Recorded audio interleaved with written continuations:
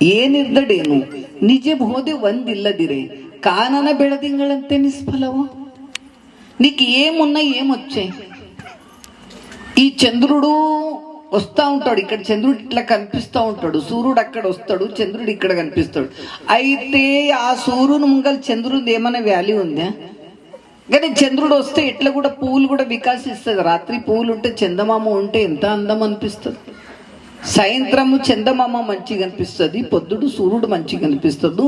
ఇంట్లో భార్య భర్తలకు తల్లి తండ్రి మంచిగా అనిపిస్తారు. అట్లా ఇల్లు ఉండాలి, అది సంసారం అంటారు. నేను ఇవన్నీ మాటలు ఎందుకు చెప్తున్నంటే, సూర్య చంద్రుడు లేక మీ ఇంట్లో పెద్ద మనుషులు ఉంటే మీ ఇల్లు చల్లగా ఉంటుంది. మీరే కార్బార్ చేస్తారంటే శామి లేక దాని మన మంచి నూనె నెత్తి మీద పోసుకున్నట్లా నడుము ఇరగొట్టుకొని ఇక లేని ఒక దవాఖాన అక్కడ మన అడ్రస్సే ఉంటుంది.